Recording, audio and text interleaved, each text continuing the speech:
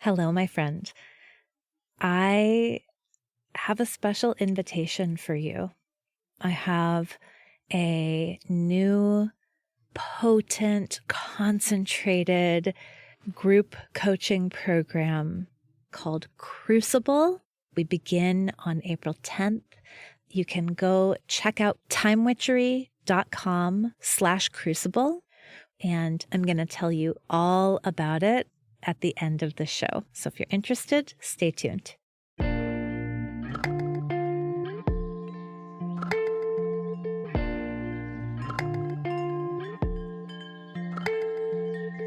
Welcome to Mind Witchery. I'm your host, Natalie Miller, and I'm so glad you're here. Hello, my friend. Welcome. I'm always glad you're here. And today I'm both glad and a little bit nervous that you're here. Today's spell, the spell for embracing your difference, I actually just conjured it up last week, in fact. And so it's one that's very fresh for me and one that I'm very actively working with.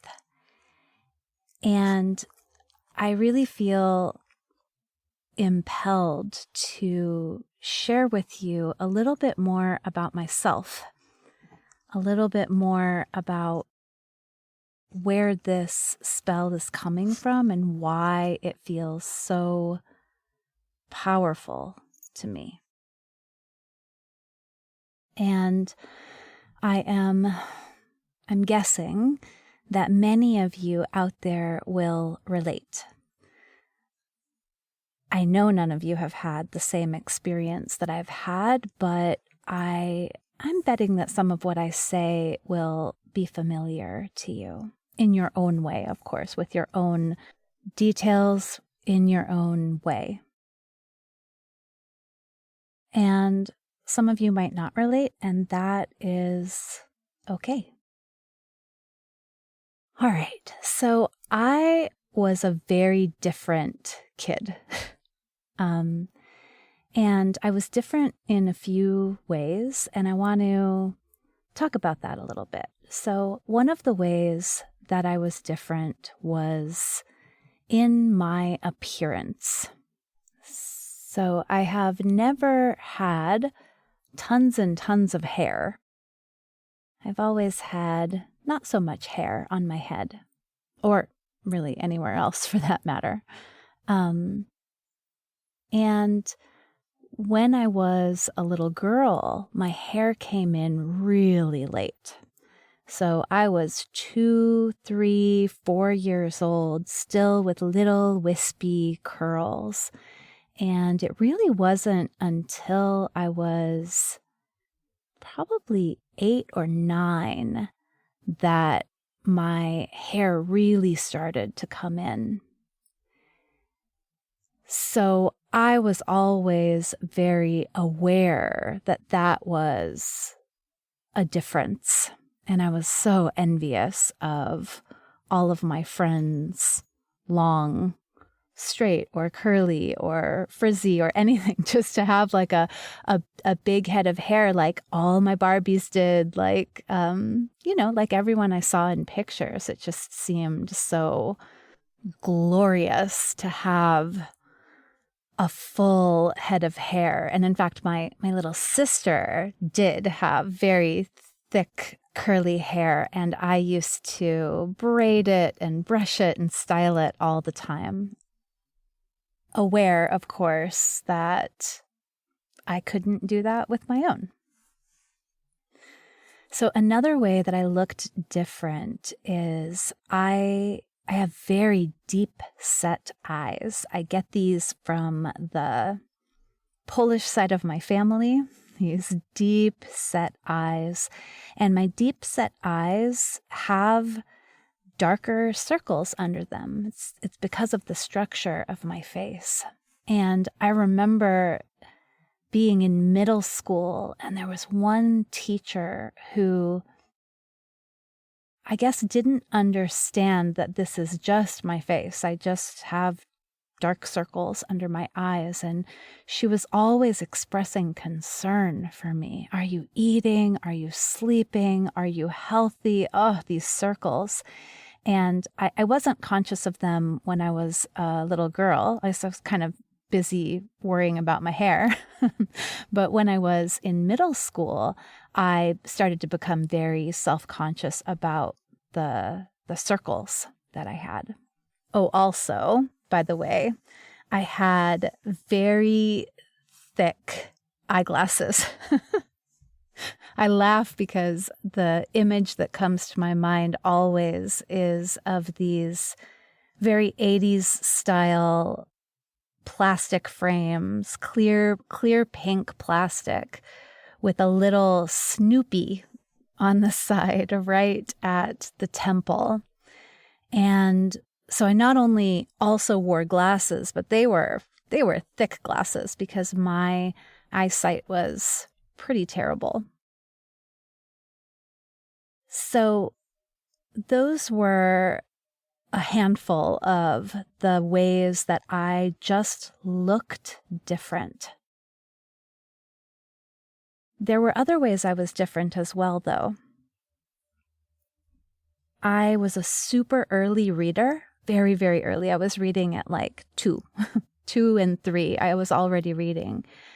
And so when I was in preschool and in elementary school, I was just very quick with my work. So I was always done before everyone else. And I was always asking for more things to do. I hesitate to say this but this is the spell for embracing your difference, so I'll just say it. I tended to be pretty good at everything. I was talented at speaking. I was talented at music. Well, listen, we have to exclude pretty much all the sports because I was not super talented at sports, especially things that involved throwing or catching balls. Was not good at sports, but other than that, I was a talented dancer. I was a talented musician. I was a talented writer. I was a talented speaker. And so I tended to stand out in that way also. I tended to be the soloist. I tended to be the spelling bee winner. I tended to stand out in that way. And so what I realize now, I learned as a child, and this brings tears to my eyes. I learned that, okay, you are different. So you must be different in the way that delights people. You can't help it. You are different. You don't look the same. You don't act the same. So it's very, very important that your difference is pleasing. If you're going to be not normal, and of course now we know, like, what the fuck even is normal? But if you're going to be abnormal, you need to be extraordinary. You have to be extraordinary. You must stand out in a positive, pleasing way. Of course, no one ever said that to me. I just knew that when a teacher was fretting about how I must be sick because of the circles under my eyes, that didn't feel good. But when a teacher was coaching me to give a speech at the state championship, whatever, that did feel good.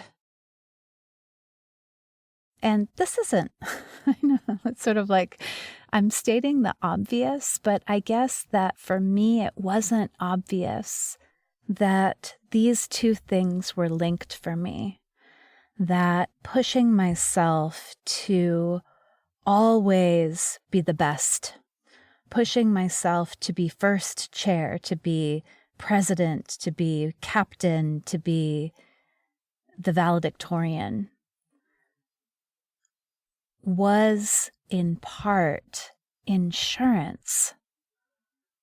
It was in part a way to say, yes, I am different. I do stand out from the crowd. I stand out from the crowd in my achievements rather than in what's quote unquote wrong with me.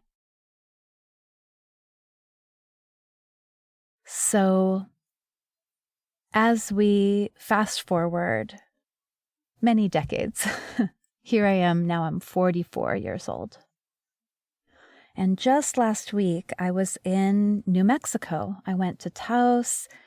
As I think I've told you, I'm offering a retreat there next summer. I've offered many retreats there, but this one's going to be different. This one is going to be super deluxe. So in New Mexico, I was investigating and I wanted to kind of check out some of the resources that I wanted to tap into for the first time for this retreat.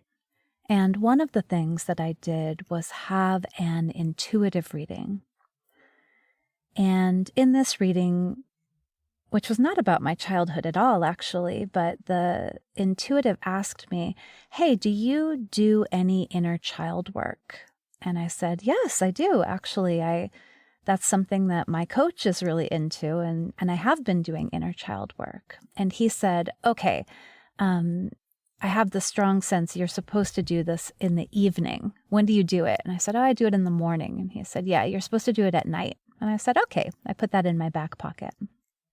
So that very evening, my partner and I, my sweet partner and I, were together in our little hotel room, and I was just feeling out of sorts.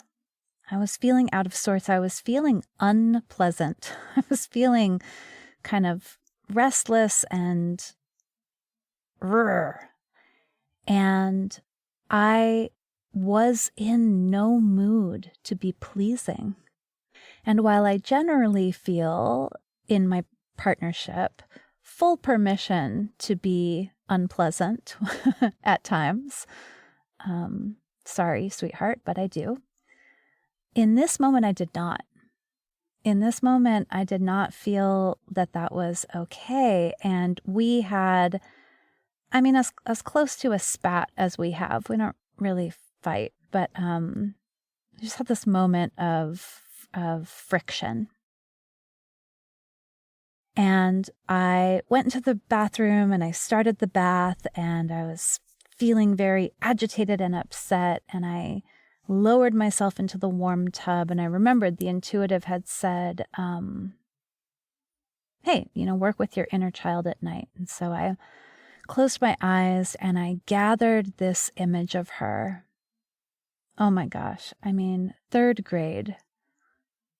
I had this day in third grade, my friend, where the most popular girl in our school she moved away for second grade. She moved back in third grade. And when she moved back, she walked into the room and everyone was like, oh, she's back. It was like a movie. And she was wearing like the quintessential schoolgirl outfit. She was wearing a plaid skirt and a white button down and penny loafers. Penny loafers were very in this particular year.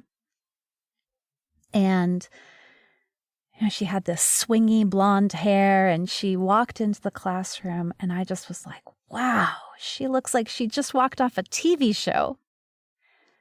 And I looked down. And I realized I was wearing a bubblegum pink sweatsuit, sweatpants and sweatshirt. And the sweatshirt had puff paint. Do you all remember puff paint?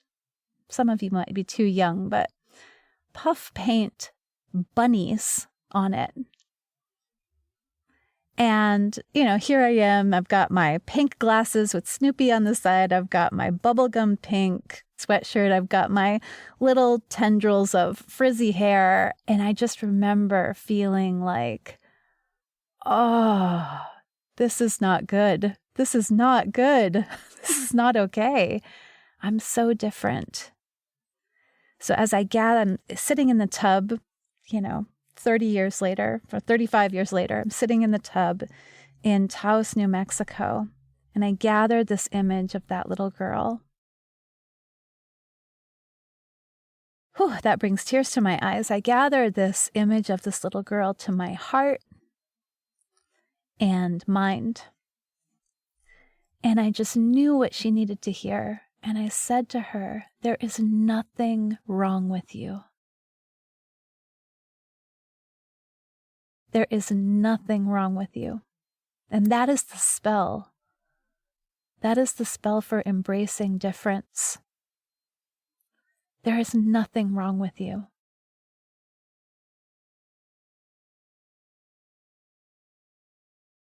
In this world, in this moment, in 2021, we are trying on so many fronts to embrace diversity, but for real. I have so many friends, my age, middle age, finally, now, 4 decades into their lives, getting a diagnosis of ADHD, of neurodiversity, and feeling so relieved to understand, oh, it's not that there's something wrong with me. I'm just different. And we are all different.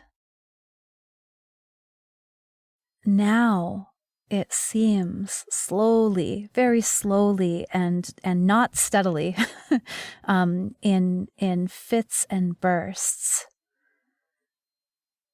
we are opening up more and more to acknowledging and embracing differences, diversity. And yet, at the same time, that doesn't erase what so many of us grew up with, feeling like, believing we were the only one with trouble at home, the only one with darker skin, the only one who doesn't like boys, the only one. And that because we were standing out in that way, there was something wrong with us. Almost every client that I work with has a story like this, a story of how they were different. And all of them are overachievers. I can't help but wonder if the overachieving is the effort to be outstanding rather than to stand out, to stick out, to not belong. So, the spell for embracing your difference, there is nothing wrong with you. There is nothing wrong with you. And I'd love to invite you to practice this perhaps with your inner child or your inner teen or your inner 22-year-old, the one who felt that it was not okay to be who they are. The one who doubled down on achieving and pleasing in order to ensure belonging. Oh, those sweet, sweet kids. There was nothing wrong with them. Also, I would love for you to celebrate how more and more we are seeing modalities and approaches that really do attend to individual differences. They're blossoming more and more. In the coaching industry, I'm seeing it. I'm seeing so many people talking about how one method does not work for everyone. And it's not because there's anything wrong with the method or with the person. It's just that we're all different. We all work in different ways.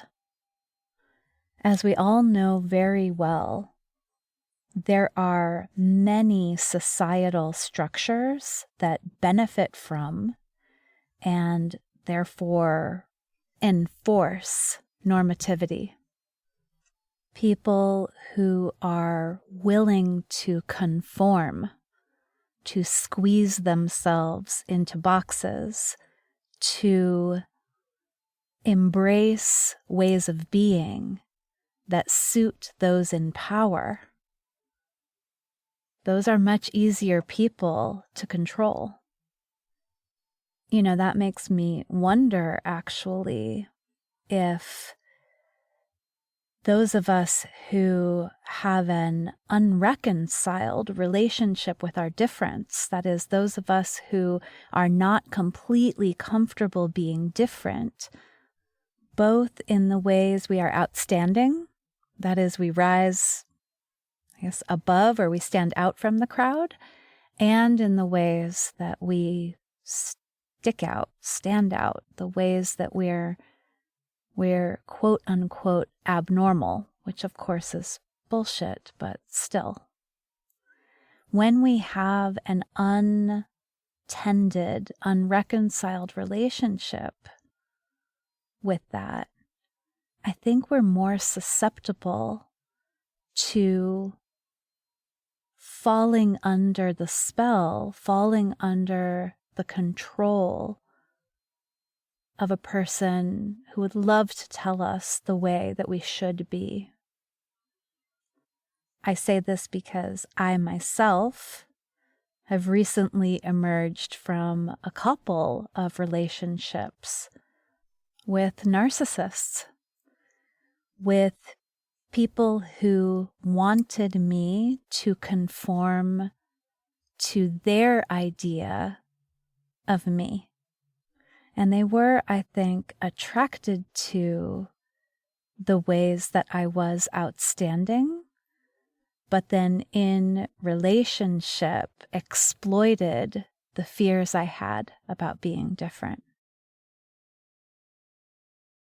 And I do feel compelled to say that because, my friend, if there is a place in your life where you don't feel free to be who you are, where you don't feel free to operate in the way that suits you best, where you don't feel honored for your talents, where you don't feel accepted in your difference. That is, if there is a place where you are not allowed to be unpleasant, please liberally apply this spell. There is nothing wrong with you. You're just different. There is nothing wrong with you. You are just different. And we are all different. Thank you so much for joining me today for this tender episode. Whew. As you're listening to it, I will probably be nursing a vulnerability hangover, but this is what I'm here to do. So, if you would like to join me in New Mexico, if you would like to sit with the intuitive that has already brought a wealth of perspective to me and my life, if you would like to have your photograph taken by King Mo, Monique Floyd, who will help you, I promise, see your physical self differently. I am telling you, I feel completely different in front of the camera now after working with her. If you would like to come and be coached by me, we'll have myriad group coaching experiences, workshops, but unlike any you've done before. And if you'd like to come and soak up the magic of New Mexico, please get on the special list for getting early access to all the details of Luminous in Taos, for being the first to be able to apply to come, and for special pricing too. So that link is on my website. If you go to nataliekmiller.com/retreat, it's also in the notes for this show. Thank you so much for listening today. There is nothing wrong with you. You're just different. And we are all different. It's beautiful. All right, my friend. Bye for now.